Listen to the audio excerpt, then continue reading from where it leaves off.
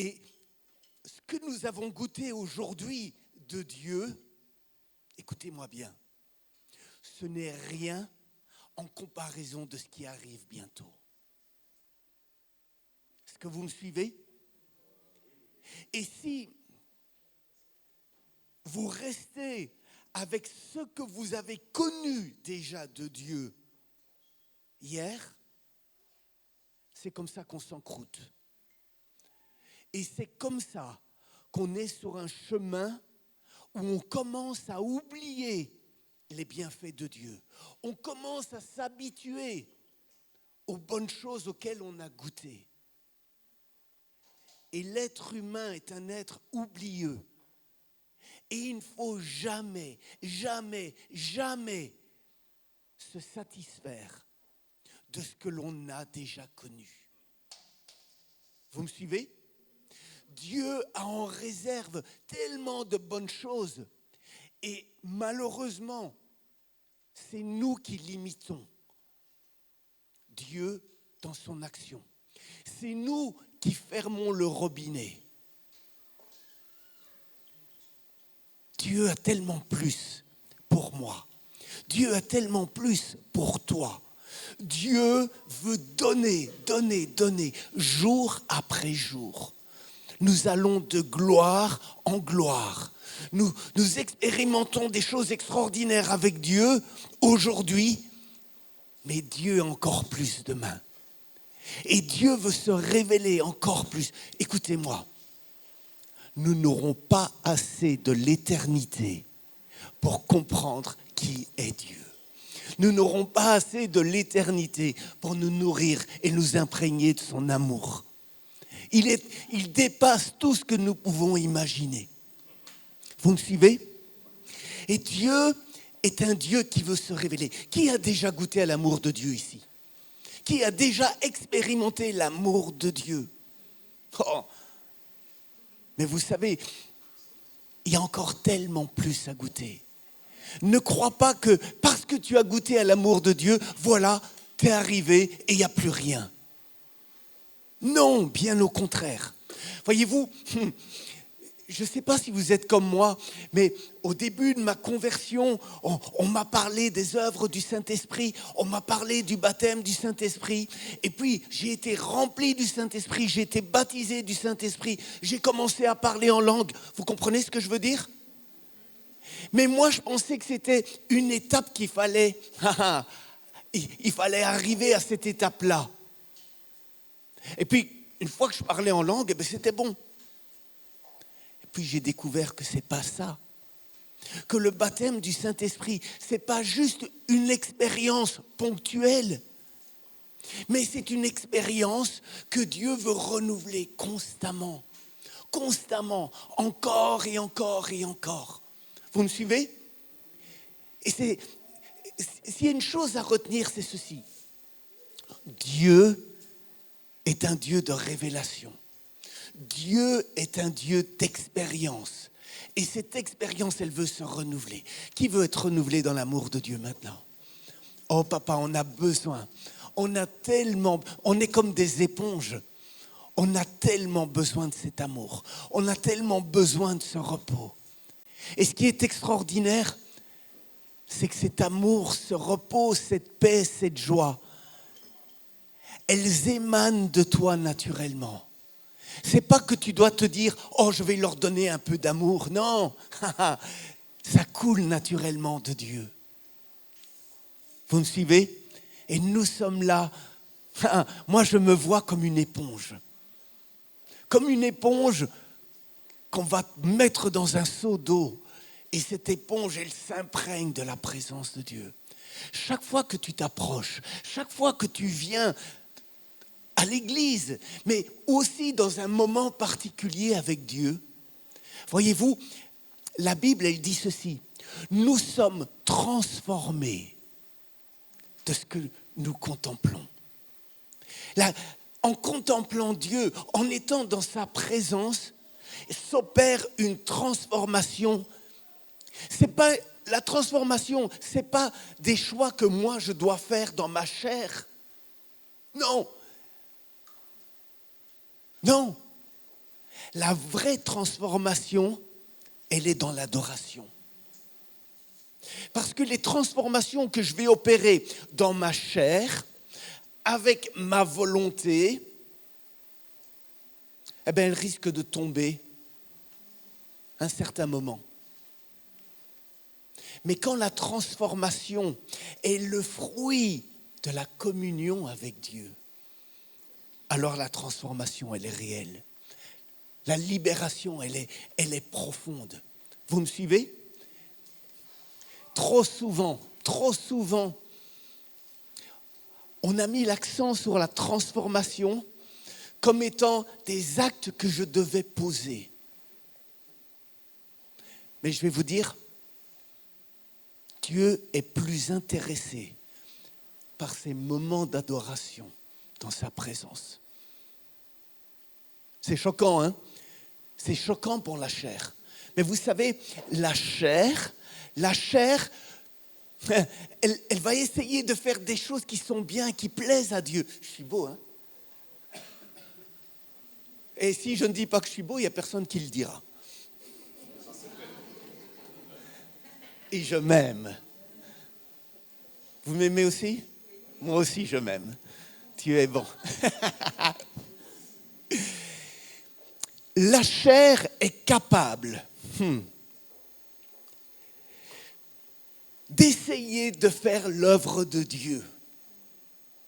Vous voyez ? Mais ça reste l'œuvre de la chair. Ça reste une œuvre charnelle. Mais la véritable transformation, c'est l'œuvre du Saint-Esprit. C'est l'œuvre du Saint-Esprit en nous. C'est l'œuvre de cette communion avec Dieu. Et ma prière, quand je prêche, ma prière pour chacun d'entre vous, quand je vous disais que vous êtes bons, que vous êtes bons à manger, c'est mon désir est que vous ressentiez cet amour de Dieu et que vous puissiez goûter à cette vie de transformation. Amen. Oh, Dieu a tellement plus pour chacun d'entre vous. Papa, je te remercie pour toutes les expériences par lesquelles tu nous as fait passer. Tout ce que nous avons déjà goûté à ta présence. Mais papa, nous voulons plus. On veut encore plus. On veut encore plus. Et Seigneur, moi je ne serai rassasié vraiment que quand nous verrons face à face, à ton retour ou à ma mort. Parce que ça, c'est une œuvre extraordinaire. Et je te remercie pour ce chemin d'aventure dans lequel tu nous conduis. Ce chemin de la vie où nous pouvons tomber de plus en plus amoureux de toi. Où nous pouvons vivre des choses extraordinaires. Amen. Alors, une des manières dont Dieu se révèle, c'est, il va se révéler au travers de ses noms. Et on va prendre un texte dans Genèse 22. On va lire à partir du verset 6, vous voulez bien ? Vous connaissez ce passage où Dieu va demander à Abraham de sacrifier son fils Isaac. Alors, je vais le lire en même temps que vous. Abraham prit le bois pour l'holocauste, le chargea sur son fils Isaac et porta dans sa main le feu et le couteau. Et ils marchèrent tous les deux ensemble. Alors Isaac, parlant à Abraham, son père, dit « Mon père ». Et il répondit « Me voici, mon fils ». Isaac reprit « Voici le feu et le bois, mais où est l'agneau pour l'holocauste ?» Abraham répondit « Mon fils, Dieu se pourvoira lui-même de l'agneau pour l'holocauste. » Et ils marchèrent tous deux ensemble. Lorsqu'ils furent arrivés au lieu que Dieu avait dit, Abraham y éleva un autel et rangea le bois. Il lia son fils Isaac et le mit sur l'autel par-dessus le bois. Puis Abraham étendit la main et prit le couteau pour égorger son fils. Alors l'ange de l'Éternel l'appela des cieux et dit à Abraham, « Abraham !» Et il répondit, « Me voici. » L'ange dit, « N'avance pas ta main sur l'enfant et ne lui fais rien, car je sais maintenant que tu crains Dieu et que tu ne m'as pas refusé ton fils, ton unique. » Abraham leva les yeux et vit derrière lui un bélier retenu dans un buisson par les cornes. Et Abraham alla prendre le bélier et l'offrit en holocauste à la place de son fils. Tu peux continuer ? Abraham donna à ce lieu le nom de Jéhovah-Jireh. C'est pourquoi l'on dit aujourd'hui, à la montagne, il sera pourvu. Et j'aimerais, ce matin, vous emmener dans cette dimension où Dieu va se révéler comme celui qui pourvoit. Dieu est celui qui donne ce qu'il ordonne. Dieu va pourvoir à absolument tout ce qu'il nous ordonne de faire. Est-ce que ce n'est pas merveilleux ça ? Dieu est le Dieu qui pourvoit. Alors le contexte, vous connaissez ce passage, le contexte dans lequel Dieu va se révéler à Abraham comme celui qui pourvoit, il est quand même très dur, vous ne trouvez pas ? J'ai même envie de dire, il est monstrueux. Nous, on connaît l'histoire. On sait que ça se termine bien. Mais mettez-vous 30 secondes à la place d'Abraham. Vous aimez Dieu. Bien sûr qu'il aime Dieu. Vous croyez en lui. Et Abraham est le père de la foi. Abraham a passé des années avec la promesse que Dieu allait lui donner un fils. Il a vécu des temps de visitation à plusieurs reprises. Je pense que c'est cette fois que Dieu s'est révélé à lui en lui promettant un fils, en lui promettant un enfant. Nous connaissons son histoire. Nous voyons que finalement, Abraham va rencontrer un certain Melchisédek. Et dans cette rencontre avec Melchisédek, Dieu va encore se révéler à lui. Et figurez-vous que c'est là où il nous est dit que cela lui fut imputé à justice. Melchisédek, c'est la typologie de Jésus en fait. Pas simplement que Abraham, il a cru en Dieu, mais là, il s'est passé quelque chose d'extraordinaire. Et il va avoir le fruit de la révélation. Il va avoir le fruit de la promesse. Il va avoir tout cela. Dieu va exaucer ce qu'il a déclaré. Dieu va lui donner un enfant. Et puis Abraham, il entend cette voix qui lui dit « Sacrifie-moi ton enfant ». C'est monstrueux, non ? Alors, le contexte dans lequel Abraham vivait était un contexte de paganisme, dans lequel il n'était pas rare d'offrir en sacrifice des enfants à des divinités. Et quoi ? Comment se révèle Dieu à Abraham dans ces cas-là ? Quelle image mentale Abraham a de Dieu ? C'est intéressant, non ? Parce que nous avons tous une image mentale de Dieu. Nous imaginons Dieu d'une certaine manière, comme nous pouvons le connaître. Il voit les divinités, il voit les cultes païens, il vient de cela. Et puis Dieu lui dit, offre-moi ton enfant en sacrifice. Wow!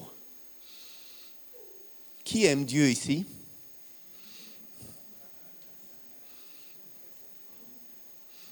Vous êtes prêts? à égorger vos enfants. Écoutez les enfants. Là, parfois on lit des textes bibliques, mais on ne se rend pas compte de la portée de ce que Dieu demande. Et il y a un passage dans la Bible, je ne sais pas si vous l'avez déjà lu, c'est dans 2 Rois. Je pense que c'est au chapitre 3. Et c'est le dernier verset de ce chapitre, on voit Israël qui est en guerre contre Moab. Et puis le roi de Moab, il est complètement perdu, il perd la bataille. Et le roi de Moab va prendre son fils et va l'offrir en sacrifice sur les murailles devant le peuple d'Israël qui est là. Et il nous est dit, et c'était vraiment un passage particulier, parce que je ne sais pas si vous l'avez déjà lu ce passage, mais sûrement, mais il dit ceci, l'indignation, en voyant ça, l'indignation, la colère s'est emparée d'Israël et les Israélites sont rentrés chez eux. C'est vraiment un passage bizarre, hein, non ? Quand vous voyez, vous lisez ben oui, voilà. Il prit son fils premier-né qui devait régner à sa place et il l'offrit en holocauste sur la muraille. Et une grande indignation s'empara d'Israël qui s'éloigna du roi de Moab et retourna dans son palais. Dans son pays, pardon. Mais écoutez, j'ai entendu un prédicateur qui prêchait sur ce passage. Et ça m'a marqué, il s'appelait Roberto Zapata. Et il a dit ceci. Celui qui est prêt au plus grand sacrifice remporte la bataille.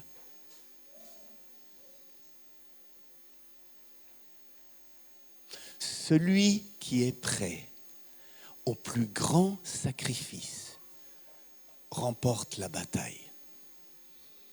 Et ici, Abraham, dans notre texte,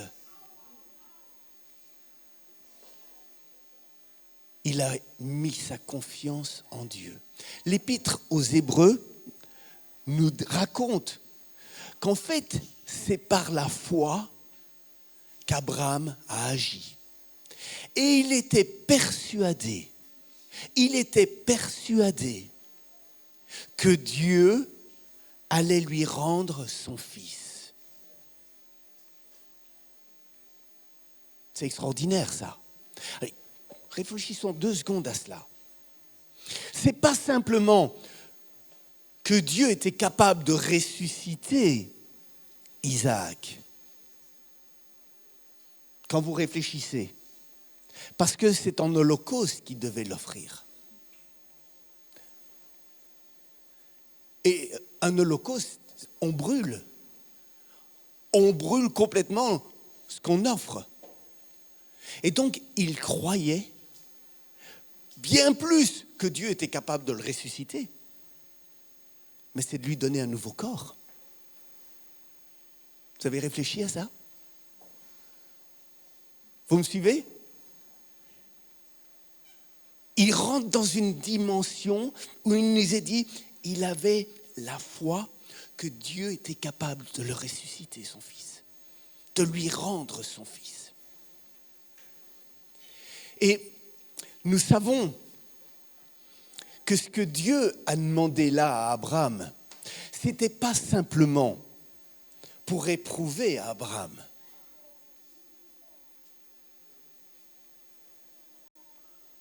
Oui, Abraham a montré qu'il craignait Dieu, qu'il était prêt à lui obéir jusqu'au bout. Mais Dieu, il y avait quelque chose là de prophétique qui était en train de se passer. Vous le savez bien. Ce sacrifice que Dieu demande à Abraham a une portée prophétique parce qu'il symbolise celui qui va donner son propre fils, comme Abraham l'a fait. C'est Dieu qui offre son fils. C'est son fils qui s'offre lui-même en sacrifice pour nos péchés. Il y a toute une image prophétique qui est derrière cela.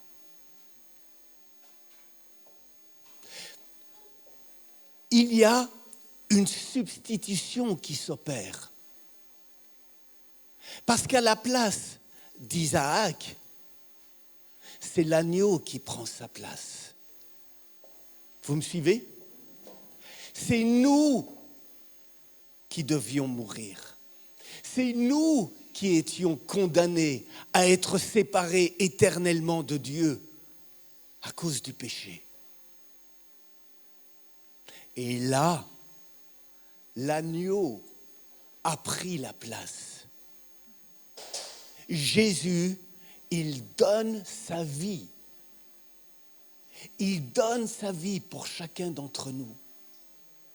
Il est l'agneau de Dieu qui s'offre en sacrifice vivant. Il est l'agneau de Dieu qui se donne. Il est celui qui offre sa vie. La parole dans Ésaïe nous dit, le châtiment qui nous donne la paix est tombé sur lui. Par sa mort et sa résurrection. Par sa mort et sa résurrection. Jésus s'est offert.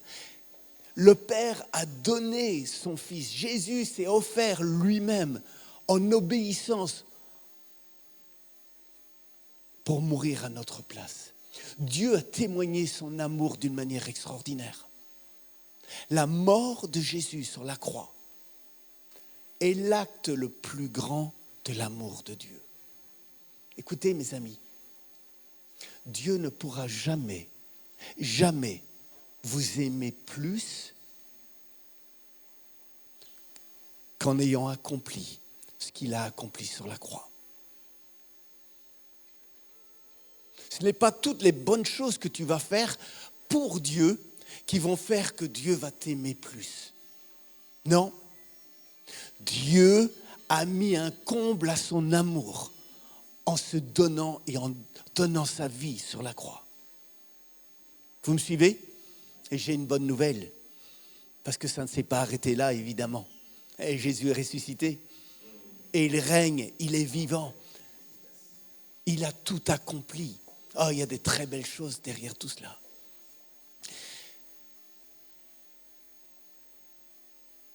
Est-ce qu'il y a quelqu'un ici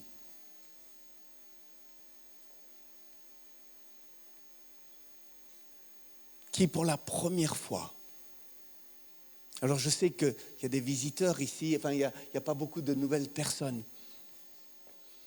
mais est-ce qu'il y a quelqu'un ici qui n'a jamais donné sa vie au Seigneur Jésus?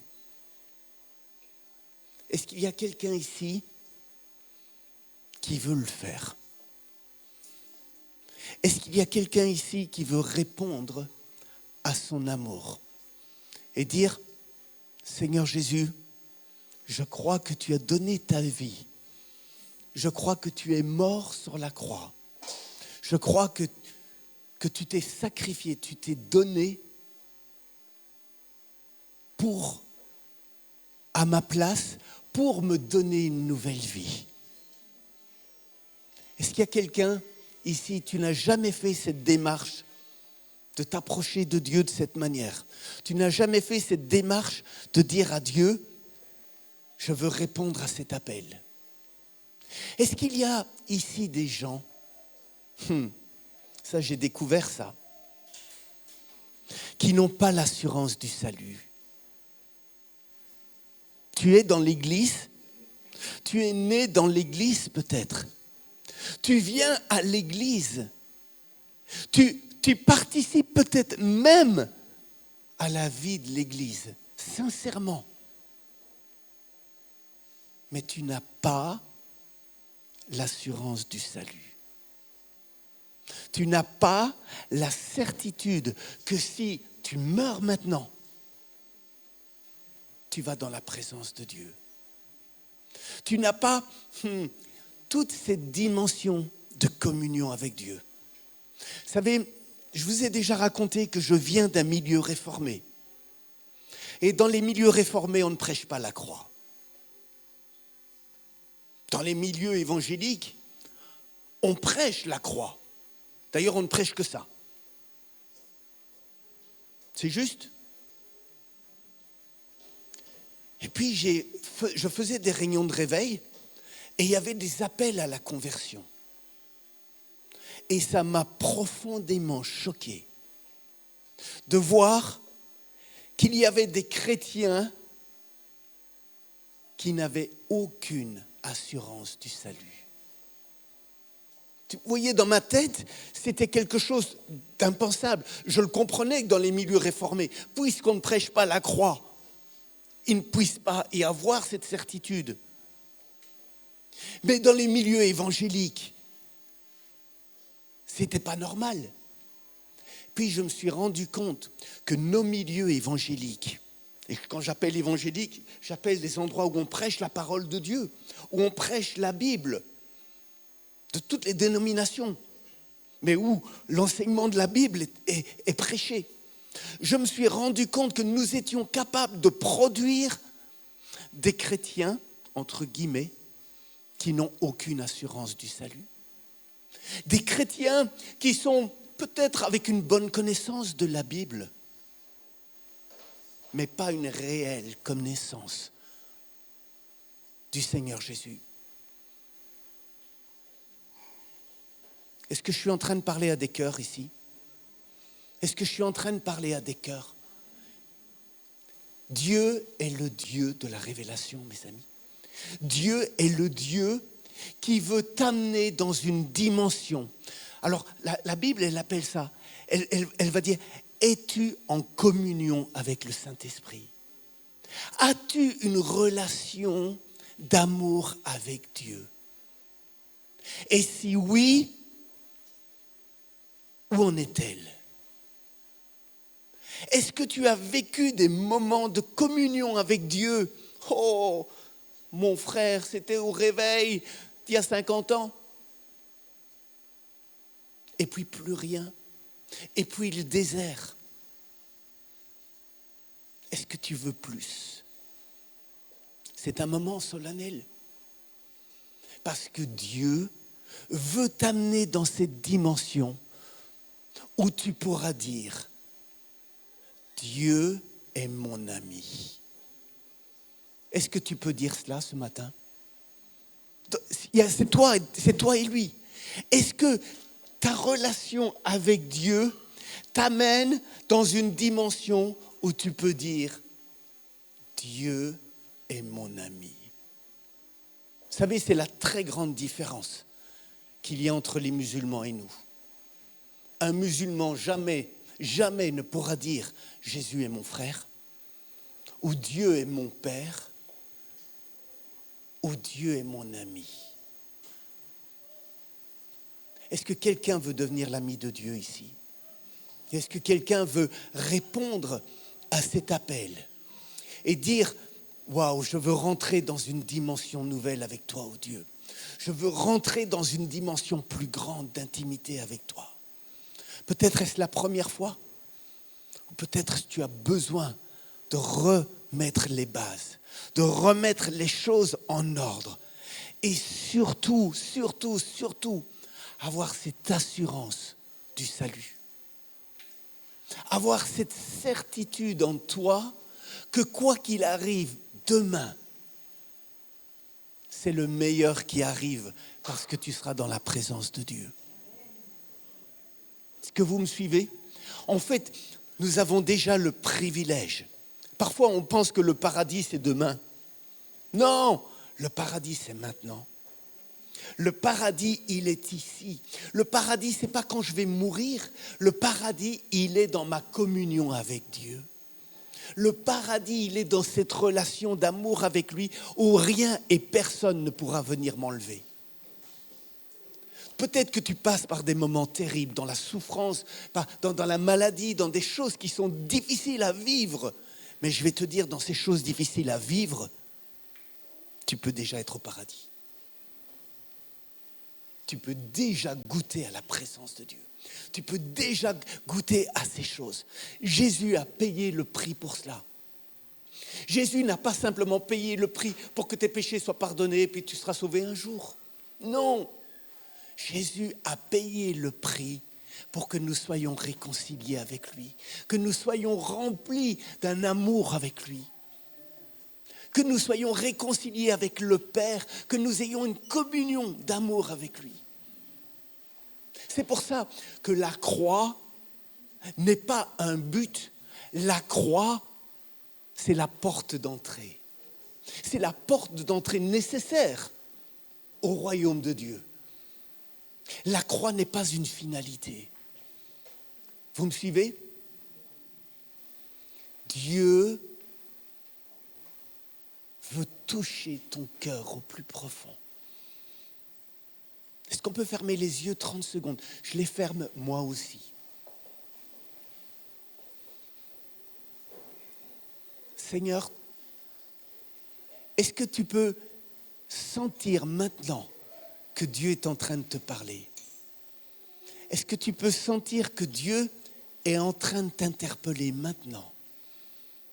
Est-ce que tu peux lui dire, c'est entre toi et Dieu. Jésus, je veux te connaître. C'est peut-être la première fois ou pas, mais lui dire, Seigneur, je veux te rencontrer. Tu as donné ta vie, tu es mort et tu es ressuscité. Et je veux te rencontrer parce que tu es vivant. Je veux être rempli de ton esprit. Je veux goûter à cet amour. Je veux être renouvelé dans cet amour. Où que tu en sois maintenant, sois abondamment béni. Sois renouvelé maintenant. Au nom de Jésus. Au nom de Jésus. Au nom de Jésus. Oh, Jésus a donné sa vie pour ces moments. Jésus a donné sa vie pour ces moments d'adoration. Jésus a donné sa vie pour ces moments que nous pouvons passer ensemble. Jésus a donné sa vie pour ces moments de louange. Jésus a donné sa vie pour tous ces moments que nous sommes en train de vivre ensemble. Et répondre à cet appel, répondre à cela, c'est honorer le sacrifice que Jésus a fait. C'est honorer, c'est dire au Père, waouh, Jésus n'est pas mort en vain. Vous me suivez? Vous pouvez ouvrir vos yeux, je les ai ouverts aussi. J'ai pris votre portefeuille. Dieu est si bon. Dieu est si bon. Et donc il y a cette dimension prophétique que l'on retrouve dans l'acte qu'a fait Abraham. Mais il y a aussi une autre dimension. Et là, qui est très intéressante pour nous. Parce que voyez-vous, Isaac, c'est le cadeau de Dieu. C'est la promesse de Dieu.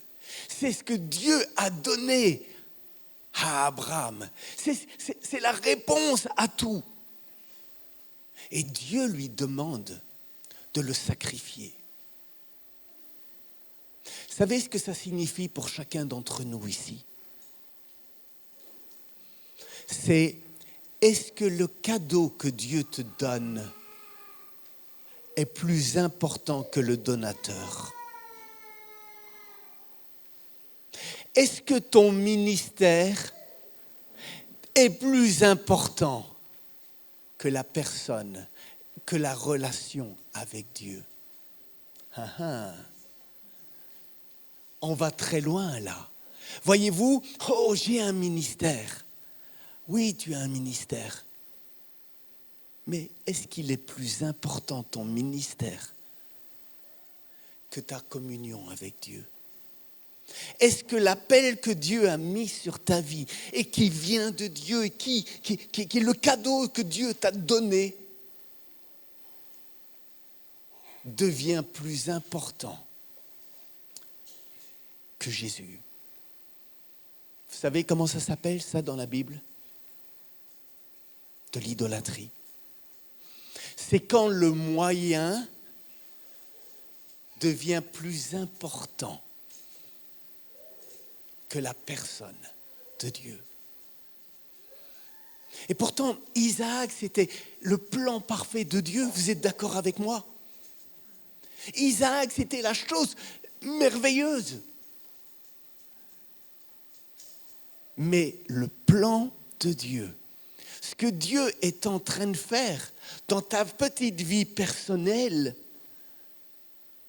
est-ce que tu es prêt à ce que ce soit sacrifié pour une cause bien plus grande, pour un but bien plus grand qui s'appelle le royaume de Dieu? Vous me suivez? Est-ce que nous sommes prêts à dire, Seigneur, tout ce que tu m'as donné, je te remercie vraiment. Mais je ne veux pas que ça prenne plus de place que cette relation, cette communion avec toi. Mes dons, merci. Merci pour mes dons. Mais qu'est-ce qui est plus important? Ces dons ou cette communion avec toi? Et si Dieu te dit, arrête la louange, Louana. Mais Seigneur, c'est ta promesse. Oui, c'est la manière dont Dieu m'a utilisé aussi pendant des années et des années. Et puis un jour, Dieu a arrêté cela dans mon cœur. Dieu a arrêté cela dans ma vie. J'étais un conducteur de louange et je peux vous dire que j'amenais la présence de Dieu. Et je sais reconnaître quand il y a la présence de Dieu dans la louange et dans l'adoration. Parce que je suis un adorateur avant toute chose. Mais dans les plans parfaits de Dieu, cette dimension-là s'est arrêtée. Pour rentrer dans quelque chose de nouveau. Est-ce que vous comprenez ce que je suis en train de dire? Dans ta communion avec Dieu, est-ce que Dieu, tout ce que Dieu a fait avec toi, peut être mis sur l'autel du sacrifice pour rentrer dans quelque chose de nouveau? C'est ça qu'il y a derrière. Vous voyez? Et puis, il y a toute cette dimension où Dieu va pourvoir au sacrifice. Dieu va répondre en donnant l'agneau. Et Abraham va se rendre compte, va avoir cette révélation que Dieu est le Dieu qui va pourvoir à ce qu'il demande. Si Dieu te demande de sacrifier quelque chose, c'est peut-être, j'ai bien dit peut-être, qu'il veut faire de la place pour quelque chose de meilleur et de plus grand dans ta vie, mais surtout pour le royaume, pour ses plans. Parce que voyez-vous, trop souvent, les histoires de bénédiction, ça tourne autour de notre petite vie. Notre petite vie chrétienne. Mais Dieu a dans son cœur quelque chose de plus grand que l'épanouissement de ma vie chrétienne. L'épanouissement de ta vie. L'épanouissement de ta vie. Dieu a dans son cœur cette dimension de réveil, cette dimension où ça va toucher des choses beaucoup plus grandes que juste ma petite satisfaction personnelle. Et encore une fois, ne croyez pas que Dieu se désintéresse de nous. Bien au contraire. Mais il veut que nos yeux se détournent de nous, pour rentrer dans cette dimension d'amour où ce qui va être important, c'est son royaume. Dieu est celui qui va pourvoir à tout ce qu'il ordonne. Je l'ai expérimenté plus d'une fois dans ma vie. Est-ce que vous me permettez de vous donner quelques témoignages où j'ai vu la main de Dieu d'une manière absolument incroyable? Voyez-vous, avant de parler de mes propres expériences, j'aimerais juste vous citer comme ça des passages dans la Bible. Par exemple, il y a l'histoire avec Samson. Samson prend une mâchoire d'homme, il va tuer des centaines de personnes et puis il va être épuisé, il a soif, il est en train de mourir de soif, le malheureux. Et il dit à Dieu, est-ce que tu vas me laisser mourir de soif? Et Dieu va fendre un rocher et la source va être là. Et c'est la source de celui qui prie. On l'a appelé comme que ça. La source de celui qui l'invoque. Mais ce que je voudrais vous faire comprendre, c'est ceci. C'est que la source, elle était déjà là. La source d'eau était déjà là. Mais Samson ne le savait pas, évidemment. Mais Dieu avait déjà pourvu avant la prière de Samson. Même chose avec Agar. Agar se retrouve dans le désert. Elle est avec Ismaël. Ils sont en train de mourir de soif. Agar laisse Ismaël de côté. Et puis un ange lui apparaît et lui dit, il y a une source là. Et elle va pouvoir boire. Voyez-vous, Dieu a... C'est ça que je veux vous faire comprendre. C'est que dans le chemin dans lequel Dieu nous appelle, tu peux avoir peur, tu peux croire que c'est la catastrophe. Mais derrière cela, Dieu a déjà pourvu. J'ai vécu des expériences. Je vais vous raconter ça. J'ai élevé 4 enfants et je peux vous assurer, vous allez bien me comprendre, qu'il y a des moments, je tirais le diable par la queue. Est-ce que vous comprenez ce que ça veut dire? C'est que le mois commençait qu'il y avait déjà plus d'argent. Quelqu'un a déjà connu ça? Et on passe par des moments terribles. Et pourtant, je donnais fidèlement, je vous assure. Je donnais ma dîme et avec mon épouse, on servait Dieu, on aimait Dieu. Et puis, on se retrouvait dans des moments où alors je devais aller sonner chez mes parents, leur demander 1 000 € à prêter. Vous avez déjà connu ça? Et puis quelques mois après, je disais, je vais retoucher des contributions et je vais pouvoir les rembourser. Et je vivais comme ça. Mais c'était pénible. Et un jour, on était quelques chrétiens dans la maison et j'ai dit, on va prier ensemble, vous voulez bien? Et on s'est mis autour de la table. Et j'ai dit, Seigneur Jésus, j'en ai marre de tirer le diable par la queue. Ça vous est déjà arrivé? Le téléphone sonne à ce moment-là.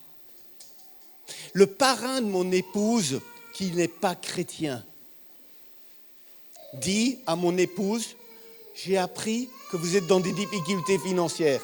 Le gars, il pesait lourd. Et il dit, j'ai décidé de vous donner 250 € par mois. Comme ça, à un non-chrétien. 250 €. Et pendant plusieurs mois, il nous a donné 250 €. Et puis il a sonné à mon épouse, il a dit, écoute, j'ai de l'argent au Luxembourg. J'ai décidé de le distribuer. Et mon épouse a reçu une part. Ne venez pas me taper parce qu'il n'y a déjà plus rien. Mais ce que je veux vous faire comprendre ici, c'est que Dieu a rendu riche un non-chrétien pour être un instrument de bénédiction dans ma vie. Vous me suivez? Si vous saviez, parfois je suis gêné de raconter des témoignages, mais au moment de me marier,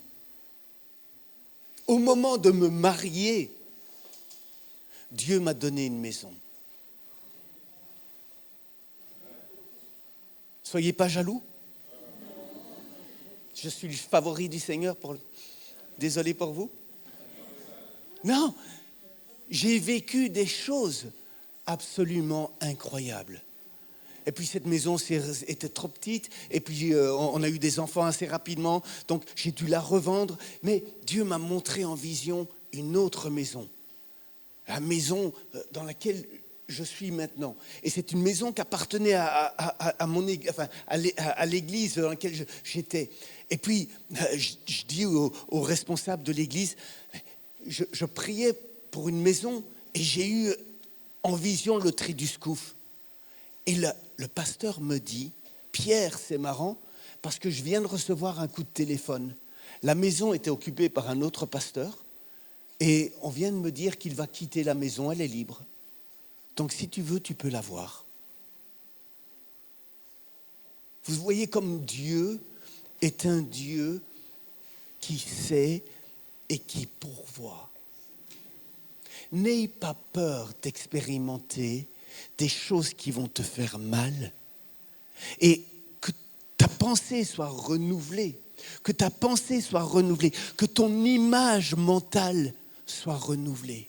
Parce que si Dieu te demande quelque chose de difficile, si Dieu te demande quelque chose qui te fait mal, c'est pas parce qu'il est méchant, c'est qu'il veut te montrer qu'il est celui qui pourvoit. Il veut te montrer qu'il est celui qui veut répondre à tous tes besoins. Il est celui qui veut te montrer qu'il est là, qu'il est présent et qu'il s'occupe de tout. Et qu'il a déjà prévu d'avance ce dont tu auras besoin. Il l'a déjà prévu. Toi, tu ne le sais pas, moi non plus. Mais c'est déjà là. Et ça demande de la révélation. Ça demande de rentrer dans un système de révélation, d'obéissance, de communion. Imaginez 30 secondes. Imaginez 30 secondes qu'Abraham, et il dit, ça ne vient pas de Dieu, cette histoire de sacrifier mon fils.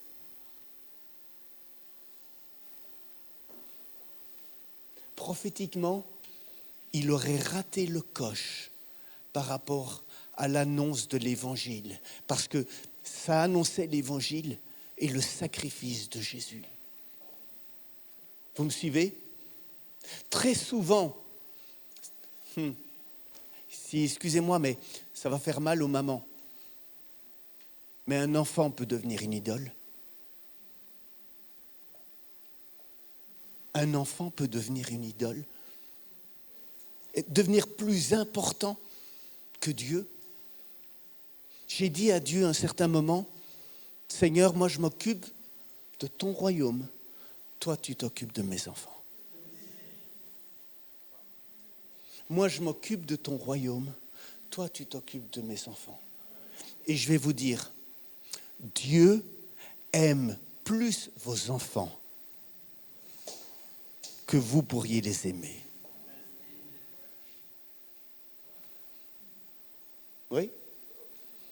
Tout l'amour que tu peux avoir pour tes enfants n'est rien en comparaison à l'amour que Dieu a déjà pour tes enfants.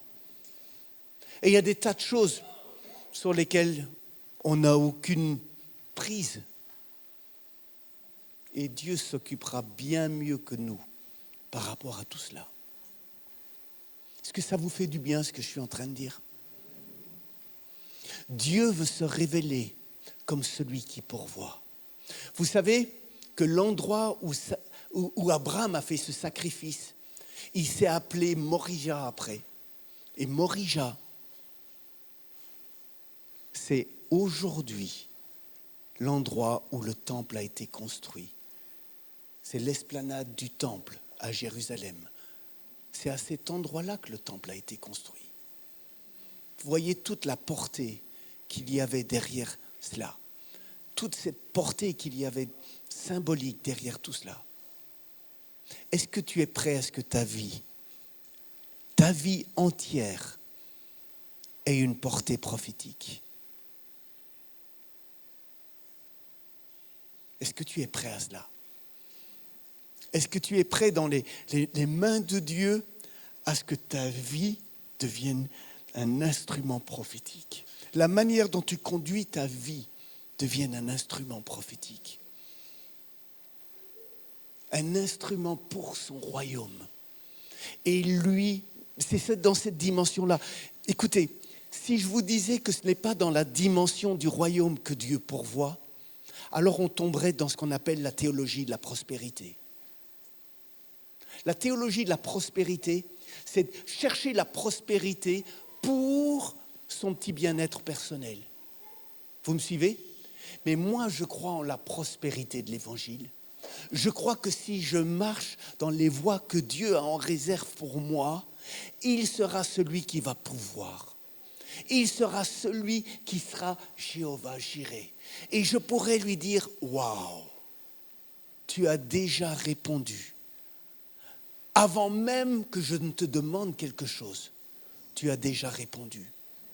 Quand j'étais tout jeune chrétien, je fréquentais une église et j'étais amoureux de Dieu Et à un certain moment, il y avait un congrès missionnaire qui s'appelait, je ne sais plus comment, Théma il s'appelait.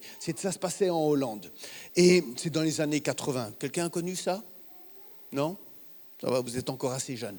Et, et c'est marrant parce que j'étais jeune chrétien, et puis les responsables de l'église ont dit, Pierre, on croit que tu dois aller à ce congrès missionnaire. Moi, j'ai rien demandé du tout. Et puis c'est eux qui ont dit, il faut que tu y ailles. Et l'église va payer la moitié. Mais j'ai rien demandé. Et puis j'en ai parlé à mes parents. Et mes parents ont dit, ok, on paye l'autre moitié. Dieu avait déjà pourvu. Avant même que je ne demande à Dieu, comment est-ce que je vais pouvoir aller à ce congrès, je ne voulais même pas y aller, je ne savais pas que je devais y aller. Dieu avait déjà en réponse le moyen dans lequel ça allait se faire. Ma fille Emma a passé une année au Japon. Je vous l'ai raconté déjà, peut-être celle-là? Non? De toute façon, si j'ai raconté, je radote, c'est pas grave, c'est mon âge, vous devez me pardonner. Ma fille Emma, j'ai payé à chacun de mes enfants, après leurs humanités, une année dans un pays étranger. Donc, je m'étais engagé, ma fille, elle est partie 1 an, ma fille Suzy est partie 1 an aux États-Unis, elle est revenue avec un fiancé. Mon fils, il a passé 1 an en Australie.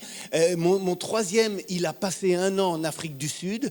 Et Emma, elle voulait la Chine, mais la Chine, ça ne pouvait pas s'arranger. Et on l'a trouvée au Japon. Elle voulait un pays asiatique. Donc, elle est allée au Japon. On a trouvé une église japonaise et puis anglaise en même temps. Et elle a passé 1 an là-bas.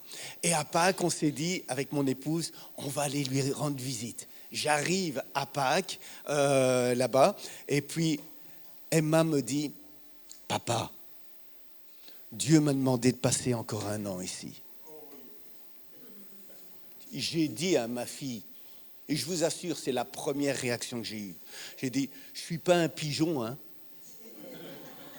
Je ne suis pas la Banque de France, même si je suis en Belgique. Moi, j'ai les finances pour me financer 1 année, pas 2. Ça a été ma première réaction.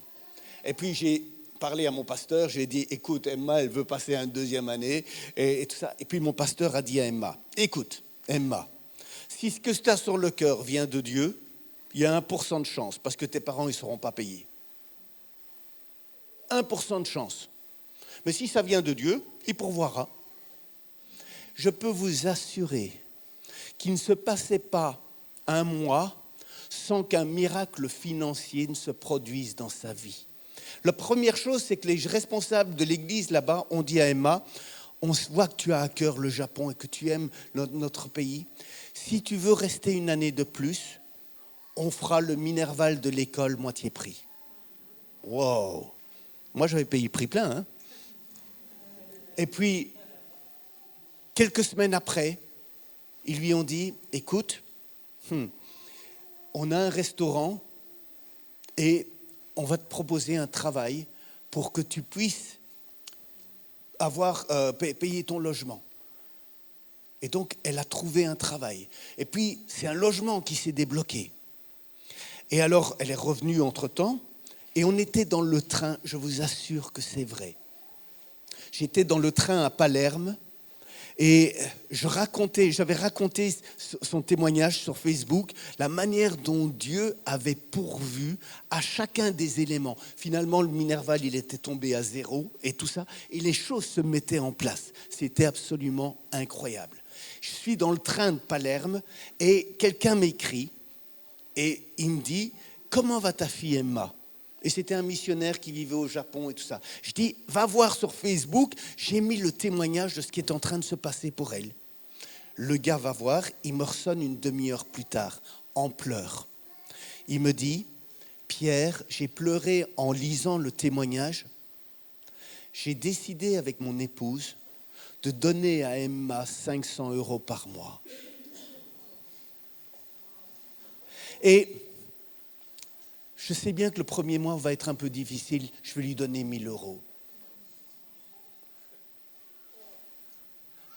Je me suis rendu compte que ma toute première réaction, vous vous rappelez quand j'ai dit je ne suis pas un pigeon, elle s'opposait au plan de Dieu. Parce que Dieu avait déjà déjà tout prévu. Il avait déjà mis en place des choses pour que ce soit possible. Vous me suivez? Rêvez, surtout vous les jeunes. Rêvez. Rêvez à pouvoir servir Dieu. Demandez au Saint-Esprit de vous donner les rêves nécessaires. Demandez au Saint-Esprit de vous donner ses rêves à lui. Et soyez assurés, et c'est ma prière, que vous puissiez expérimenter le Dieu qui dit « Je m'appelle Jéhovah, Yahweh Jireh », celui qui pourvoit à tout ce qu'il ordonne. Ça vous fait du bien? Soyez abondamment bénis maintenant. Soyez abondamment bénis. Que la grâce de Dieu vous soit sur vous. Que vos pensées soient renouvelées maintenant. Que votre image de Dieu soit renouvelée. Que votre image mentale de Dieu soit renouvelée. Le jeune homme là-bas, il est tout content parce que j'ai dit que la maman, elle devait...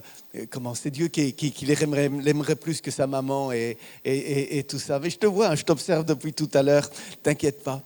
Je prie que la grâce de Dieu abonde sur ta vie. Vraiment que la grâce de Dieu. Que tu puisses rire avec Dieu. Que tu puisses découvrir en lui un ami. Pas un système religieux, pas un truc où tu dois aller à l'église ou des choses comme ça. Mais je prie qu'une vie, c'est comment ton prénom? Samuel. Samuel, je prie pour que la vie jaillisse dans ton cœur et que tu en sois transformé. Pas parce qu'on essaye de te pousser dans ces choses, mais vraiment que la grâce de Dieu vienne sur toi et qu'elle abonde, qu'elle abonde, qu'elle abonde. Et que tu découvres en Jésus celui qui est un ami, vraiment un ami, qui ne te trahira jamais, sur lequel tu pourras compter, que tu pourras invoquer et tu verras comme il te répondra. Parce que ce qu'il a fait en ma vie, il l'a fait dans la vie d'autres personnes ici et il veut te le donner. Il veut te permettre de le vivre. Et c'est une chose merveilleuse. Sois béni, Samuel. Sois béni. Est-ce qu'il y a d'autres choses? Dieu est celui qui pourvoit. Il veut dire quelque chose. Marcel, là-bas. Viens. Ah, tu veux pas le micro? Si, viens. Voilà. Comme ça, je vous dis.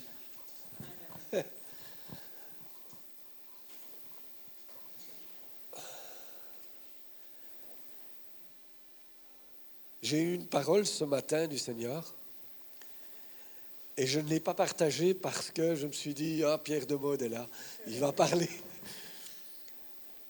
Mais en fait, la parole que j'ai eue du Seigneur, c'est de vous dire, ne limitez pas Dieu.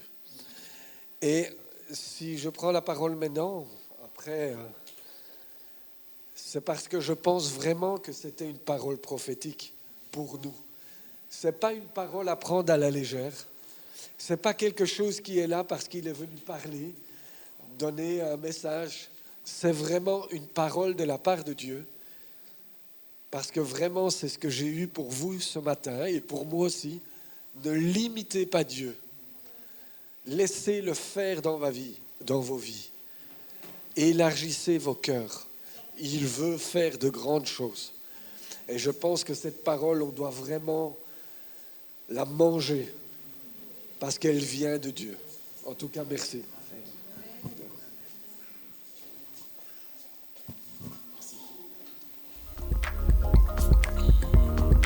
Amen.